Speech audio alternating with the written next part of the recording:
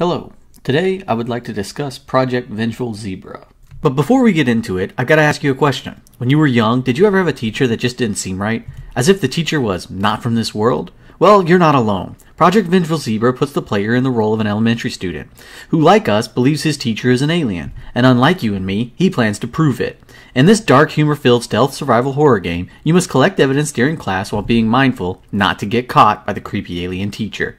To keep the game suspenseful, the game will be in first person. You'll find yourself in a large-scale classroom that makes you feel small. And more importantly, this view perspective will keep the player on their toes, as it is crucial to mind your surroundings, and a first person limits field of view.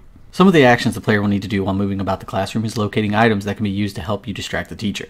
These items can then be used in puzzle-like setups with specific classmates. If done right, this can be set off a chain of scripted events that will ultimately distract the teacher long enough for you to get your hands on that alien proof.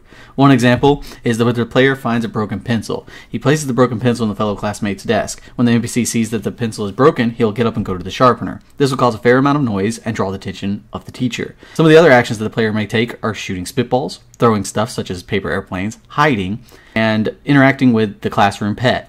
The ultimate goal of the player is to collect as much proof as they can over 5 different days of class. Collect enough evidence and you just might get people to believe you. Don't collect enough and you might find yourself abducted by aliens. The rules are simple. The game will take place in class, with each following day increasing the difficulty and varying the setup needed to collect all the evidence. The player will only have a short amount of time to collect as much evidence as they can before class is dismissed. The player cannot be caught out of their seat, or they will be forced to return to their desk and given a warning. If they get busted 3 times, they will be sent to the principal's office and have to try again the following day. The main anti-force for the player is the teacher and her line of sight. There is also an occasional tattletale located amongst your classmates, and they are sure to rat you out if they see you doing anything suspicious.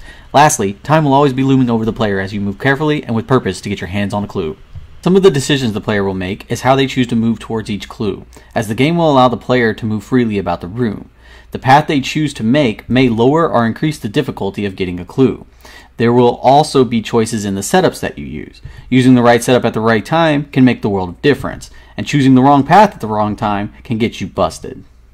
Project Vengeful Zebra is much like a game of red light, green light. Carefully knowing when to move and when to sit tight is key to victory.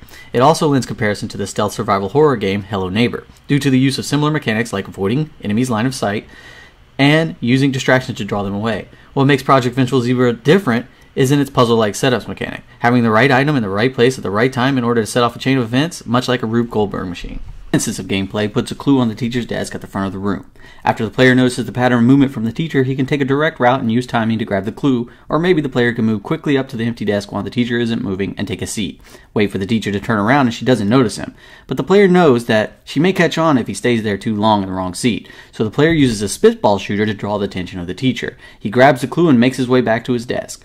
Or maybe the player uses the classroom pet at the back of the room. He opens the gate and moves back to his desk and waits for the events to fire off.